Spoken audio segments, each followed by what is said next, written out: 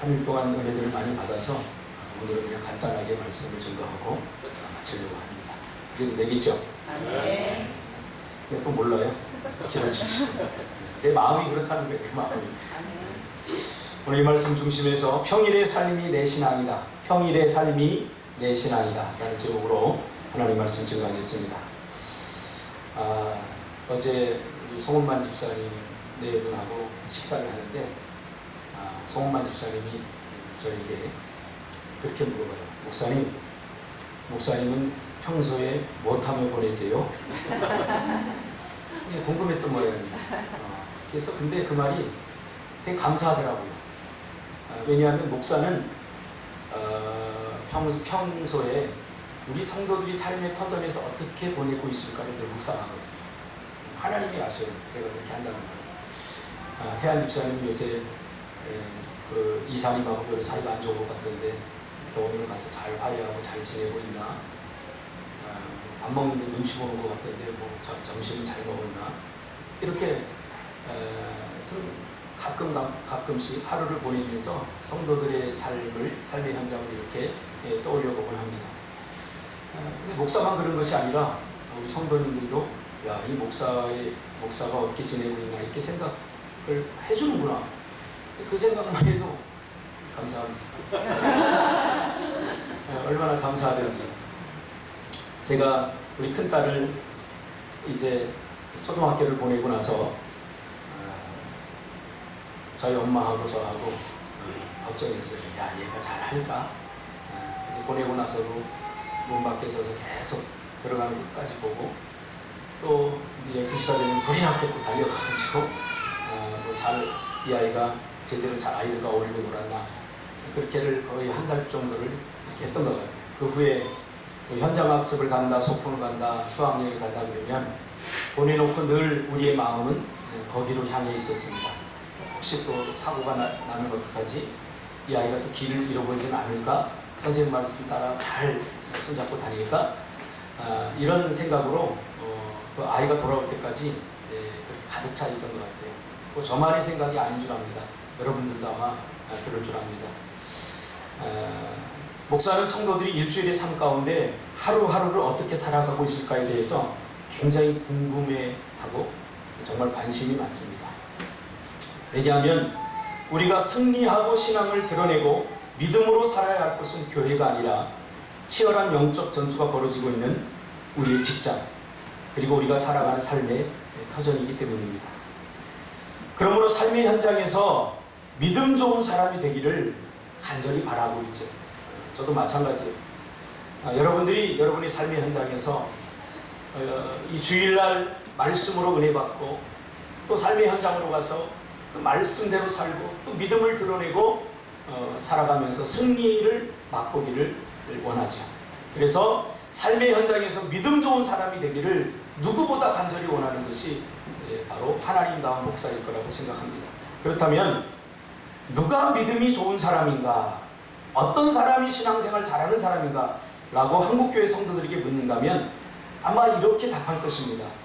주일 성수 잘하는 사람이에요. 11조 하는 사람이에요. 교회의 헌신봉사 잘하는 사람이에요. 한국교회 성도들의 신앙의 척도는 주일 성수 11조 하는 것 그리고 교회에 헌신하는 것에 편중되어 있는 것 같습니다. 그래서 어떻게 해서든지 주일을 성수하고 11조를 내야 하고 또 교회에 헌신하고 봉사하는 데 최선을 다합니다.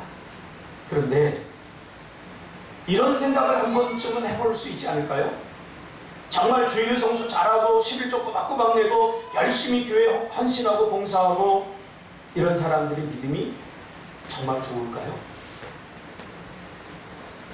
물론 이런 질문들이 그렇게 하지 못하는 사람들의 자신의 행동을 합리화하기 위한 질문으로 이용돼서는 안 되겠지만 그러나 자신의 신앙을 점검하고 회복하는 데 있어서 너무 중요한 질문이라고 생각합니다. 과연 11조 꼬박꼬박하고 주일 성수 꼬박꼬박하고 교회에 특별히 헌신하는 일에 열심을 내고 이런 사람들의 믿음이 정말 좋은 믿음인가?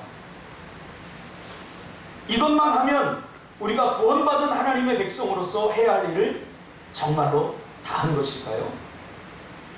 물론 너무 당연한 이런 것을 하지 않는 사람들도 있지만 한국교회 성도들은 이 정도는 다 하지 않습니다. 그러면 이 정도만 하면 우리가 해야 할 일을 다 한 것일까요? 그리고 또 하나의 질문은 주일 성수하고 11조하고 그리고 교회 헌신하고 봉사하는 것은 우리가 받은 구원과 어떤 관계가 있을까요? 바쁜 일이 있으면 못할 수도 있고 상황이 안 되면 안 지켜질 수도 있는 것 아닙니까? 아니면 이것은 어떤 일이 있어도 반드시 지키고 실천해야 하는, 이것을 하지 않으면 우리가 구원받지 못한 것일까요? 그리고 이런 것들은 도대체 우리의 구원받음과 영생 얻음과 어떤 관계에 있을까요? 어느 날 예수님께 부자 관리가 찾아와서 묻습니다. 선한 선생님이여, 내가 무엇을 하여야 영생을 얻으리까? 이 질문을 분석해보면 이렇습니다. 이 사람은 구원받으려면 선한 일을 해야 한다고 믿고 있었던 것입니다. 그 선한 일의 기준은 뭐냐면 바로 계명입니다. 하나님의 말씀, 십계명입니다. 그래서 예수님은 그에게 대답합니다. 어찌하여 나를 선하다고 일컫느냐? 하나님 한 분 외에는 선한 이가 없다. 이 말의 의도는 이렇죠. 야, 이 땅에 선한 것은 없어. 이 말은 이 젊은 관리의 마음에 충격을 주기에 충분합니다. 왜냐하면 이 젊은 관리의 구원관은 선한 일을 해야 구원을 얻을 수 있다고 믿고 있었고 그 선한 일을 위해서 자신의 일생을 바치고 있었기 때문입니다. 그런데 예수님은 선한 것이 없다는 겁니다. 하나님 한 분 외에는 선한 것이 없다는 거예요. 무슨 의미죠? 자신의 구원관이 부정당하고 있는 거죠. 내가 선한 일을 하면 구원을 얻을 수 있다고 나는 생각했고 그 선함의 기준이 계명을 지키는 것이어서 계명을 지키는 데 최선을 다했는데 지금 예수님은 야, 이 땅에 선한 것이 어디 있냐? 아무것도 없어. 하나님 한 분 외에는 선한 것이 없다 라고 말할 때 굉장히 가슴이 뛰었을 것입니다. 이게 뭐지? 그는 십계명을 지키는 것이 선한 일이라고 믿었기에 그 선한 일을 통해서 구원을 받을 수 있다고 믿었기에 자신의 인생을 걸고 십계명을 지키는 일에 바쳤는데 그게 아니라고 부정하고 있는 것이죠. 마치 주일 성수 잘하는 여러분들에게, 11조 잘하는 여러분들에게, 교회에 충성하고 봉사를 잘하는 여러분들에게 야, 그럴 필요 없어. 그런다고 믿음이 좋은 거 아니야. 그런다고 영생을 얻는 거 아니야. 라고 여러분의 신앙을 부정한다면 여러분들의 기분이 과연 어떨까요? 망치로 한 대 맞은 기분 아니겠어요? 모든 것이 무너지는 그런 기분이 들지 않겠어요? 그 말을 부정하고 싶지 않겠어요?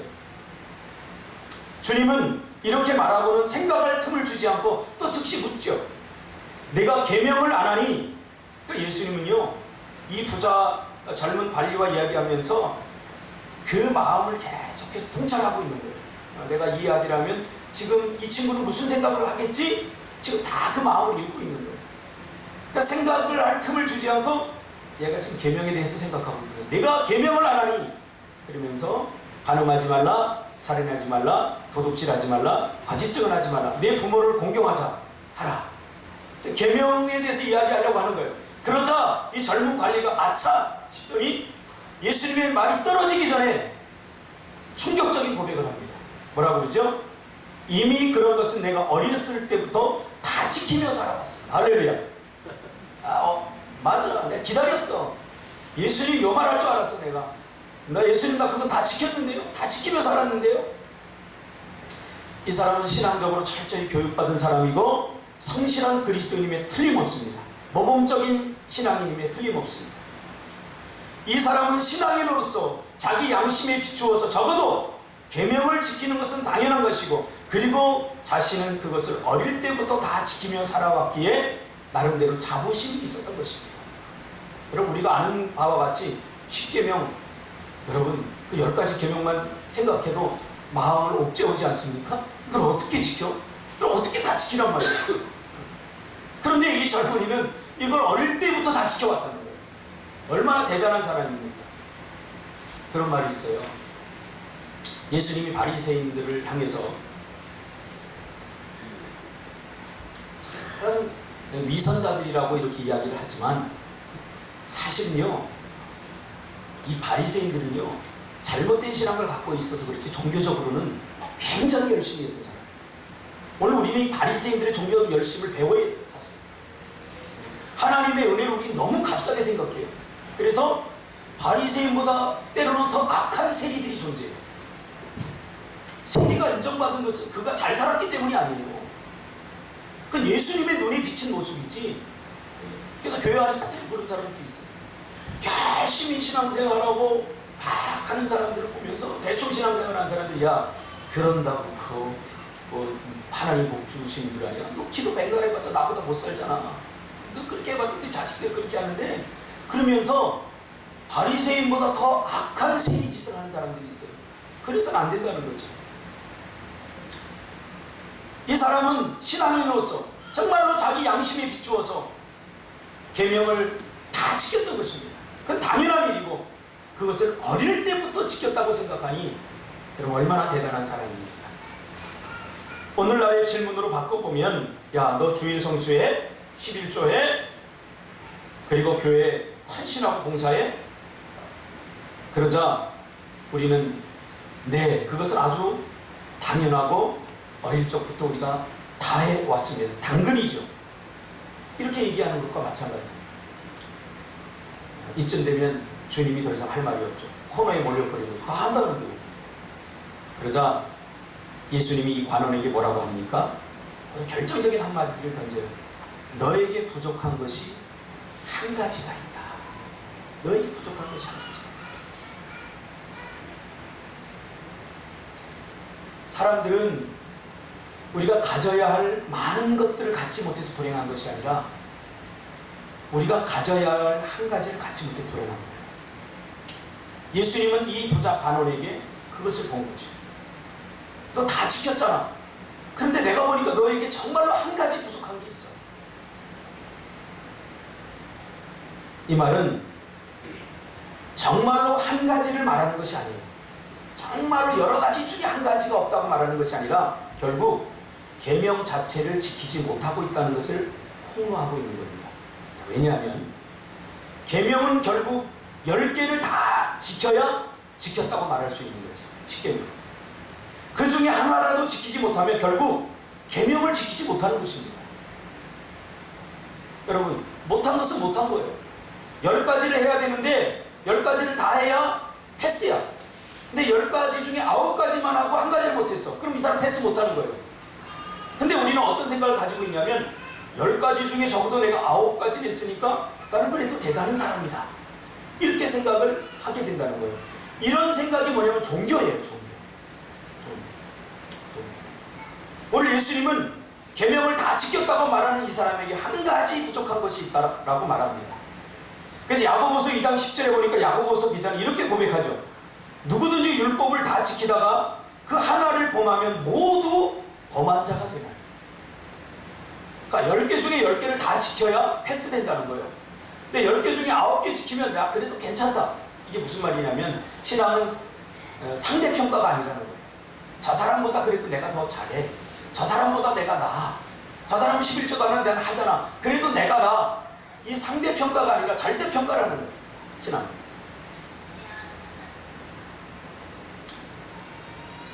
야고보서 2장 10절에 야고보서 기자는 이렇게 고백합니다. 누구든지 온 율법을 지키다가 그 하나를 범하면 모두 범한 자가 되나니. 그러면서 하는 말이 내가 가진 모든 것을 팔아 가난한 사람에게 주어라. 자, 이게 이 관원에게 부족했던 한 가지예요. 10계명을 다 지켰는데 예수님은 너에게 한 가지 부족한 것이 있다. 그러면서 그게 뭔지 직접 이야기해 주진 않아요. 그러니까 우리는 추측할 수 있을 뿐이에요. 그러면서 예수님께서 뭐라고 그럽니까? 내가 가진 것을 모두 팔아서 가난한 사람에게 나누어 줘라. 그러면 하늘의 보화가 있을 것이다. 그런 다음에 나를 따르라. 따르고 버리는 것이 아니라 버리고 따르는 거죠. 우리가 이 논리적 순서를 잘 기억해야 돼요. 도대체 이게 이게 우리 구원과 어떤 연관이 있을까요? 오늘 본문은 구원에 관한 이야기거든요. 알아듣기 쉽게 논리적으로 정리해보면 이런 것이죠. 네가 계명을 다 지켰다고 하는데 내가 보기에는 한 가지 지키지 못한 것이 있다. 그리고는 그게 뭐냐 하면 그 한 가지 지키지 못한 것을 직접 말하지 않고 다시 되묻는 방법으로 깨주십니다. 내가 가진 모든 것을 팔아 가난한 사람에게 나눠줄 수 있니? 라고 묻는 거죠. 이 말 한마디에 이 관원은 찍소리 하나 하지 못하고 근심하여 물러간다 라고 본문이 말합니다. 마치 가늠한 여인, 저는 천박한 여인, 우리와는 뭔가 다른 불결한 여인, 그 여인은 계명대로 돌로 쳐서 죽여야 돼요. 그러면서 기세등등해서 그 여인을 잡아다가 예수님 앞에 고발하죠. 예수님, 이 여인이 지금 간음했습니다. 율법에는 돌로 치라고 하는데 우리가 돌로 치겠습니다. 근데 예수님께서 뭐라고 그러죠? 아무 말씀도 안 하시고 글을 쓰죠. 그걸 보고 사람들이 다 뿔뿔이 도망가죠. 뭐라고 썼어요? 누구든지 죄 없는 자가 이 여인을 돌로 치라. 이 당당하고 자신감 있었던 젊은 관원이 단번에 기가 죽은 거죠. 내 자신의 소유를 팔아 가난한 사람에게 나눠주라. 실제로 그렇게 하라는 말이 아니에요. 여러분 너무 걱정하지 마세요. 저도 못해요. 다 팔라고 뭐 팔 것도 없지만 이렇게 하라고 하면 저도 못하니까 정말로 우리의 물질을 다 팔아서 이렇게 하라는 얘기가 아니에요. 이렇게 이건 비유적으로 말씀했기 때문에 이렇게 말하는 본질이 뭔가를 우리가 항상 기억해야 돼요. 자신의 소유를 팔아 가난한 사람에게 나누어주는 것과 십계명 지키는 것과 무슨 상관이 있습니까? 십계명이 뭔가를 우리가 알아야 돼요. 이 계명이 뭔가? 계명을 하나님께서 우리에게 주신 것은 지키라고 주신 것이 아니라 하나님의 은혜와 사랑을 깨달으라고 주신 것입니다. 그래서 계명을 주신 거예요. 그래서 계명은 위로는 하나님 사랑, 아래로는 이웃 사랑입니다. 그것이 핵심입니다. 십계명의 핵심은 뭐라고요? 사랑입니다. 그래서 오늘 예수님이 이 관원에게 뭐라고 이야기합니까? 뭐라고 얘기하죠? 그렇죠. 역시 사랑하자. 이게 핵심이에요. 너는 계명을 어떻게 지켰는지 모르지만 나는 너를 사랑한다 그 말이에요. 그러니까 우리가 여기서 이 젊은 관원이 구원을 받았는지 못 받았는지 그거에 대해서 이야기하면 안 돼요. 왜 성경 그걸 얘기하지 않거든요. 근데 꼭 이단들은 이런 이야기를 해요. 성경에서 말하지 않는 것을 궁금증을 위한, 야, 이 사람이 구원 받았게 못 받았게 이렇게 천박한 상상이에요. 중요한 건 뭡니까? 이 구원에 관해서 가진 예수님의 마음을 지금 우리가 알 필요가 있는 거죠. 한마디로 계명은 하나님의 은혜와 사랑입니다. 여러분, 사랑이 없으면 아무것도 아닙니다. 사랑이 없이 헌금하고 사랑이 없이 봉사하고 사랑이 없는 말, 그것은 아무것도 아니에요. 아무것도 아니에요. 남들 하니까 나도 할 수 있어요. 제가 젊을 때 전도서 때 사례비 20만 원 받을 때 집사람을 사귀기 시작했어요. 사랑하니까 다 주고 싶더라고요. 근데 보니까 집사람이 삐삐가 없어요. 물론 내 필요에 의해서 삐삐를 사주긴 했지만 연락을 하려는데 뭐 직장에 있을 때 직장을 하는데 그 전철 타고 오는 그 짧은 시간에 보고 싶은 거예요. 그러면 어떻게 하지? 그래서 내 전도서 사례비 20만 원 플러스 그때 삐삐가 25만 원이었거든요. 제일 좋은 거 삼성 모로로라. 모로로라가 아니죠. 그걸 사는데 그 20만 원이 조금 더 아깝지 않았어요. 거기다 5만 원을 보태서 그걸 사줬어요. 좋아하는데 내가 더 줬더라. 사랑하면 그냥 다 주고 싶은 거예요. 다 주고 싶은 거예요. 뭐 이유가 없어요. 왜? 이유가 없어요.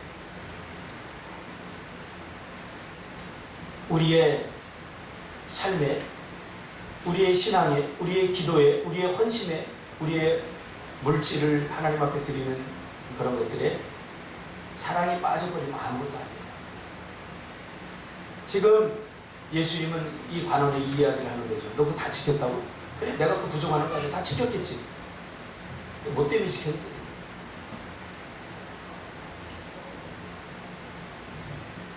우리는 이 하나님의 사랑으로 말미암아 구원을 받은 사람입니다. 사랑하기 때문에 우리에게 은혜를 주신 거예요. 그러니까 주님의 말은 이런 말이죠. 내가 만약 계명을 지켰다면 내가 그렇게 많은 재물을 소유할 수 있니? 계명은 사랑인데, 계명을 한마디로 말하면 뭐예요? 사랑이에요, 사랑. 네가 다 지켰는데 넌 지금 사랑하고 있니? 네가 정말로 이 계명대로 살았다면, 지키며 살았다면 내 곳간이 그렇게 풍성할 수 없어. 네가 그렇게 많은 것을 가질 수가 없어. 왜? 사랑은 주는 거니까.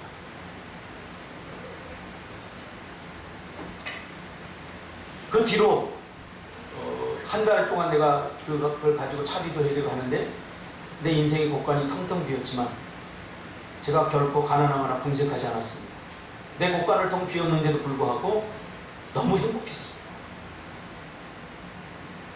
사랑하면 그런 것입니다. 사랑하면.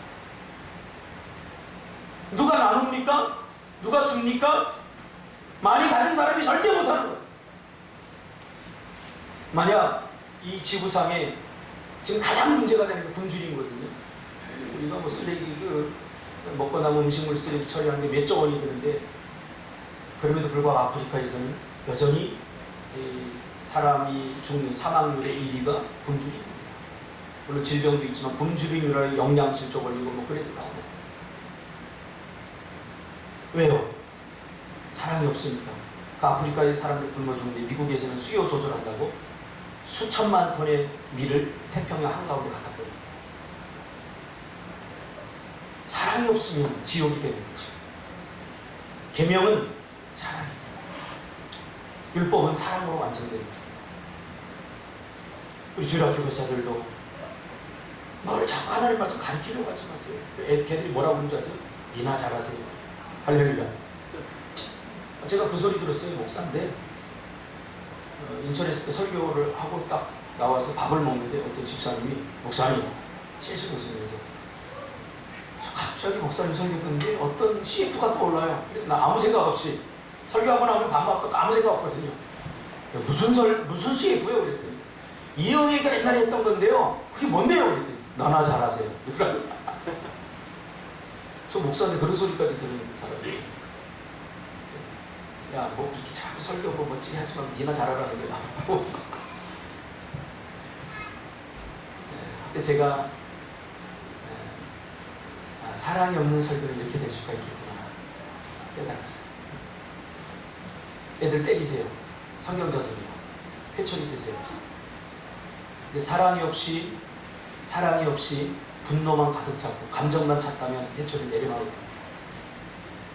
회초리를 들려면 정말 사랑해야 됩니다. 다른 사람에게 충고를 하세요. 그 사람의 잘못을 지적하세요. 그냥 보고 내버려두는 거 사랑 아닙니다. 무관심 사랑 아닙니다. 그러나 내가 정말로 저 사람을 사랑하는 마음이 없다면 충고도 하지 말아야 돼요. 지적도 하지 말아야 돼요. 그게 상처가 되게 되는 거죠.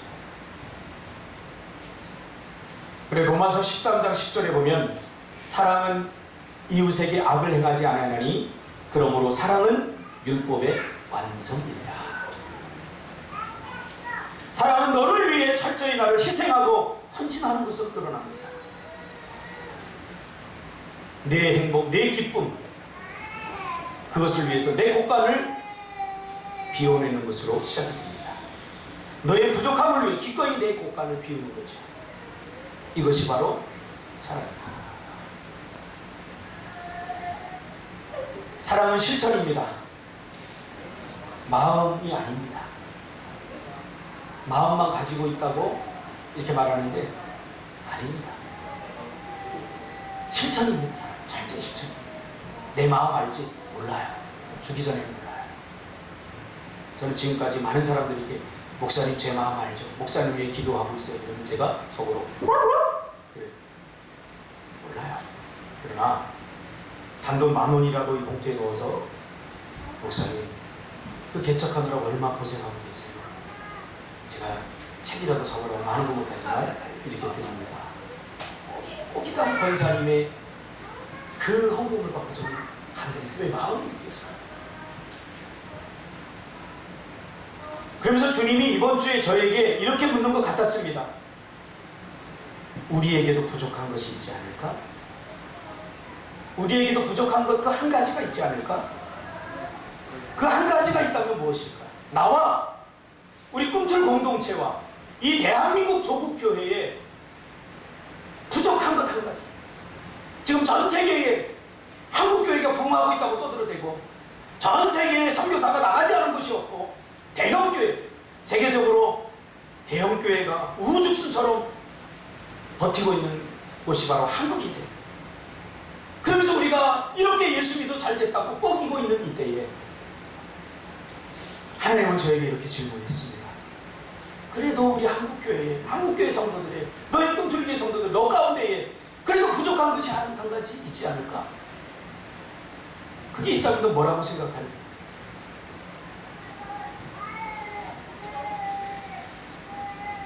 주일날 예배드린 것으로, 11조 낸 것으로, 교회에 봉사하고 헌신하는 것으로 구원받은 하나님의 백성이 해야 할 일을 다 했다고 생각하면서 나머지 6일은 그저 내 마음대로 내 뜻대로 사는 것이 아닐까?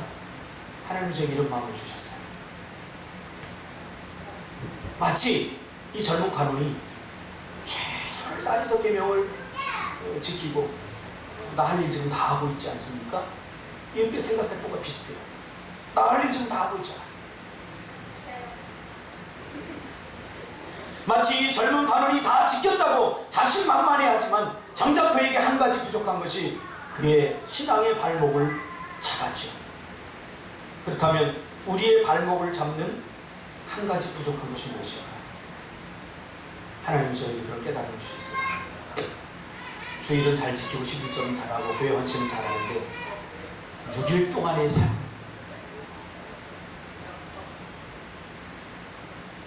아유 주일이 지났다, 다행이다, 아이고 좋다, 이제 내 마음대로 한번 살아보자. 주일 하루가 우리 인생의 전부가 아니고 주일 하루가 하나님이 계수하는 우리의 삶의 모든 날이 아닙니다. 주일은 그저 하루일 뿐입니다.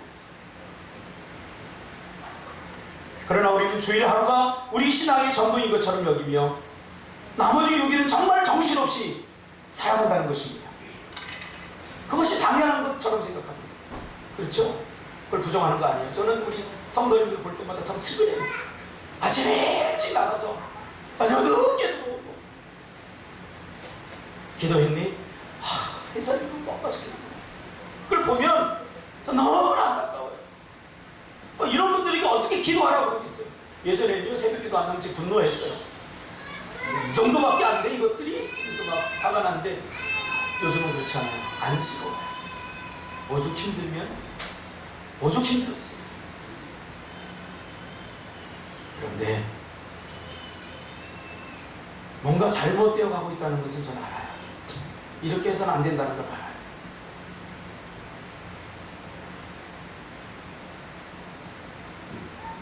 온통 일주일 동안 우리의 삶을 가득 채우는 관심은 내 일과 회사 일과 먹고 살기 위해 분투하는 것이죠. 근데 그것이 우리 신앙과 믿음과 상관이 있다는 것입니다.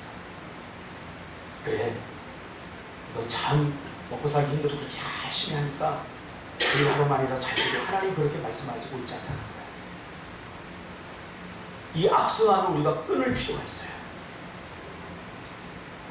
그러므로 주님은 우리가 드리는 주일 하루의 삶으로 평가하는 것이 아니라 주일 하루는 6일을 어떻게 지냈느냐에 의해서 결정되는 것입니다. 그러면서 6일 동안 내가 세상에서 일터에서 보내는 모습이 너의 신앙의 진정한 모습이다. 주일날은 누가 못합니까? 다 합니다. 이게 너의 모습이 아니라는 거야. 그저 평범한 날들, 회사에 가서 하기 싫은 일 하면서 사장에게 욕먹고 밤새우고 하면서 가졌던 나의 마음, 내 모습, 이것이 나의 신앙의 진정한 모습이라고. 회사 동료가 나에게 툭 던지는 한마디 때문에 열받아갖고 화를 내고 욕하면서 달려드는, 그것이 내 신앙의 모습이라는 거예요. 아마 교회에서 그런 사람 없을 거예요. 근데 가끔 있어요. 분노가 가득 차 있는 사람들. 여기 이렇게 보면 여러분 다 멋져 보입니다.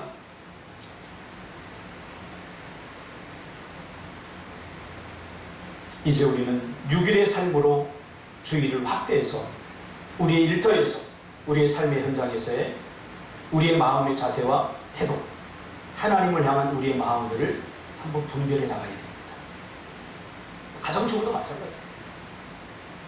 뭐 현선 집사 같은 경우는 뭐 하겠어요? 하루 종일 애보겠죠. 애보겠죠.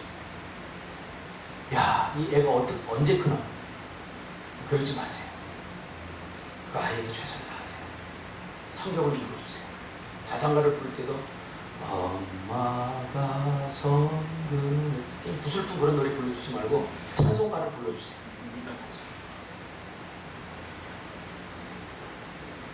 우리는 구원받고 복받기 위해서 6일을 살아가는 것이 아니라 이미 구원받았음을 삶 속에서 드러내고 그 구원의 기쁨을 누리기 위해서 6일을 살아야 되는 겁니다. 이걸 잘 살아야 이 하루 드리는 예배가 감격이 넘칩니다. 왜 우리 주일에 이 하루 드리는 예배가 감격이 없고 이 주일 견디기가 되고 이 주일 예배가 그저 오면 눈물만 나고 그런 줄 아세요?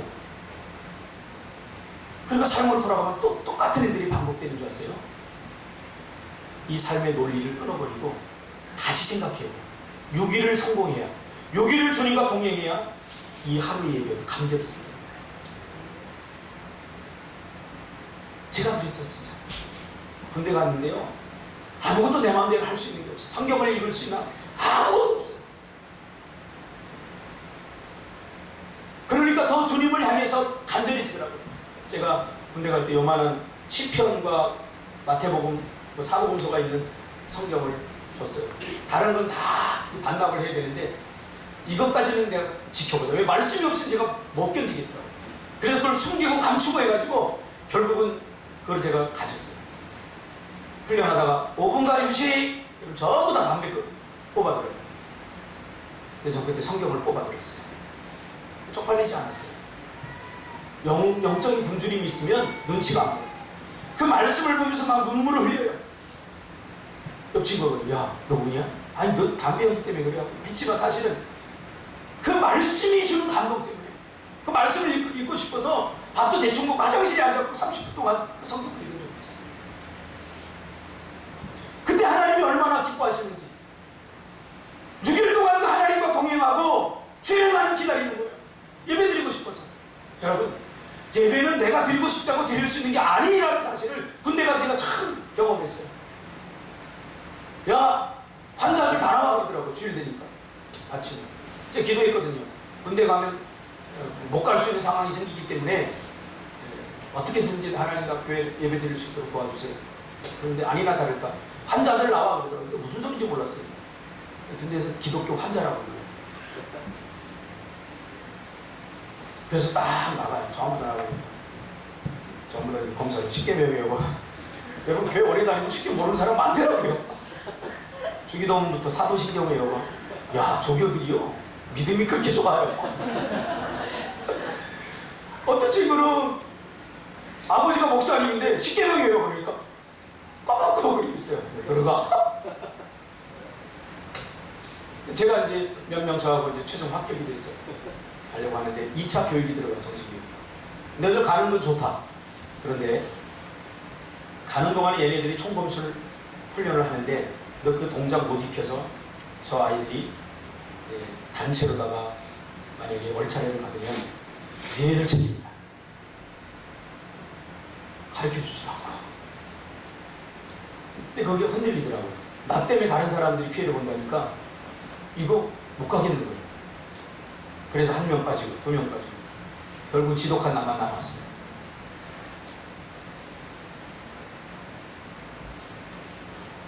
버스를 타고 가는데 가서 갈 때는 별 생각이 다 들어요. 야, 나 때문에 또 우리 같은 동기들 너무 친한데 그 아이들이 얼차를 받을 생각하니까 이건 100% 얼차를 주려고 하는 거예요. 받을 거 생각하니까 이게 참 발이 잘 안 떨어지더래요. 고민하고 근심하면서 버스를 타고 예배당 앞에 딱 갔는데 찬양 소리가 들리는데 그때부터 눈물이 나. 6일 동안의 그 간절했던 마음, 6일 동안 하나님과 동행했던 그 마음이 그 예배의 자리를 다 쏟아져. 저는 가끔 예배가 예배답지 못한다고 생각할 때 그것이 내 인생의 예배에 대한 직화론입니다. 그 생각, 내가 예배 드리고 싶어서 드렸던 것이 아니라 드릴 수 있다고 드리는 것이 아님을 그때 전 아주 절박하게 깨달았어요. 후에 부교육자 생활하면서 권사님들이 병원에 입원해서 움직이지 못하는 몸을 갖고 있으면서 전도사님 예배 드릴 때가 행복했어요. 빨리 나와서 가고 싶어요. 우리 박수 집사님 그 권사님 그런 얘기 했어요. 이제 돌아가실 날이 얼마 안 남아서 오랫동안 투병 생활하는데 제가 본병 갔더니 예배 드리러 가고 싶어요. 부목사님.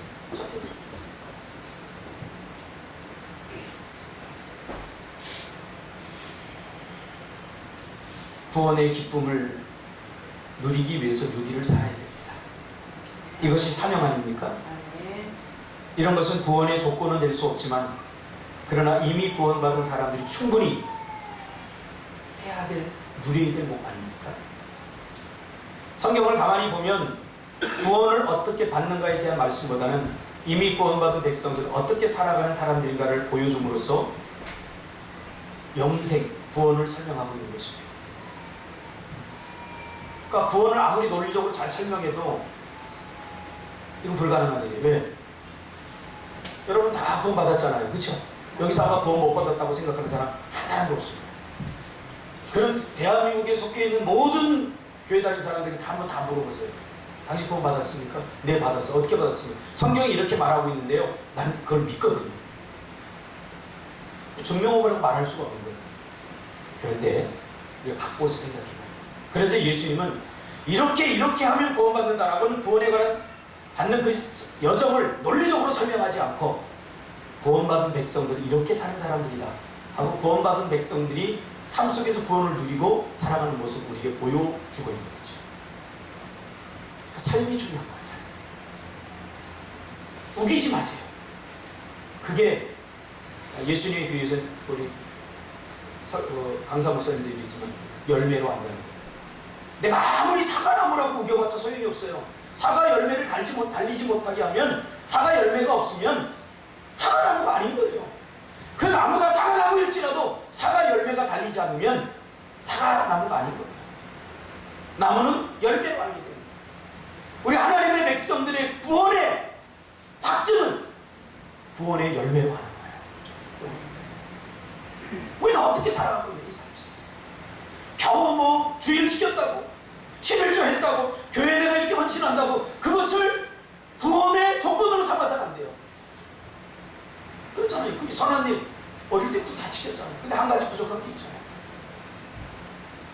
6일 동안 우리가 어떻게 살아가느냐.